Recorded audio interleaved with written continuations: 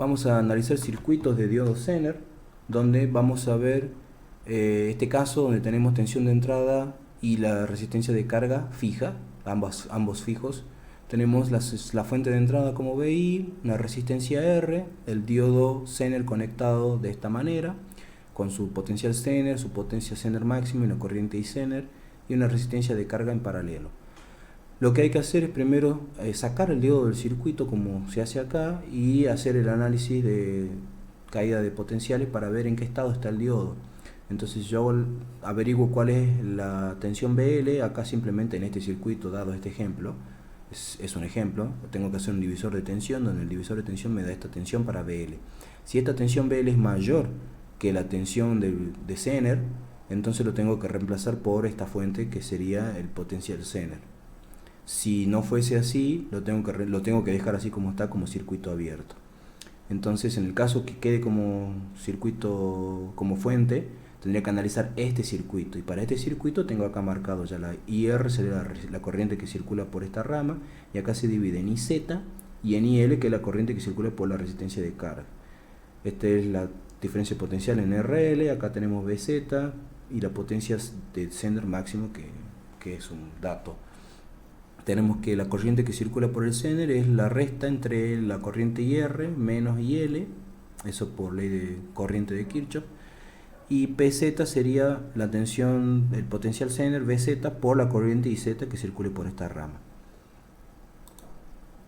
Cuando la tensión de entrada es fija y RL es variable, tenemos que hacer el mismo análisis. Bien, esto me daría la tensión BL, bien, y si llego a poder determinar que BL va a estar, que la tensión BL es mayor o igual que BZ, acá tengo que tener cuidado porque al RL ser variable, yo puedo tener varias situaciones, en las cuales RL puede poner al diodo Zener como pila o puede ponerlo como circuito abierto.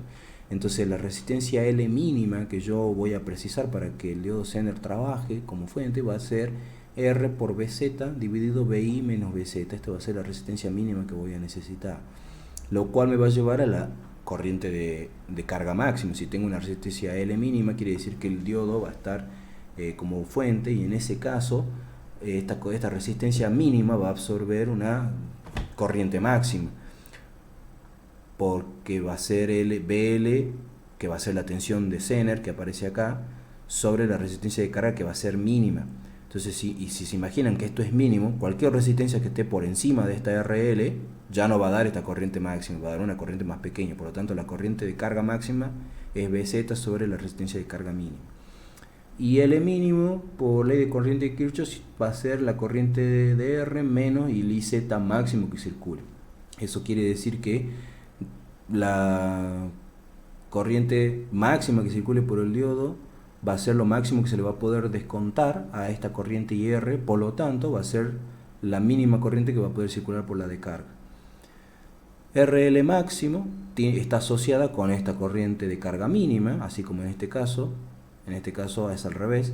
La corriente mínima que se puede hacer circular por la resistencia de carga, si yo hago ley de Ohm, BZ dividido la corriente de carga mínima me da la resistencia máxima que puedo tener de carga. Y si tengo que la tensión de entrada es variable y que RL es fija, voy a tener que la tensión BI mínimo que voy a necesitar para activar al diodo va a ser RL más R por BZ sobre RL. Y si se fijan, esto es un despeje del divisor de tensión, que aparece RL acá dividiendo y la suma de estos dos acá multiplicando. ¿Por qué? Porque ya estoy asumiendo que la caída de potencial en la resistencia de carga va a ser exactamente BZ, que es lo mínimo que necesito. Entonces sería lo mínimo que tendría que aportar BI mínimo para que al distribuirse entre la resistencia en serie y la resistencia en paralelo, me garantice que el diodo Zener quede activado. La corriente máxima por R va a ser la corriente máxima que circula por el diodo más la corriente de carga. Y BI máximo, la tensión máxima que voy a tener va a ser esta IR máximo por R más BZ.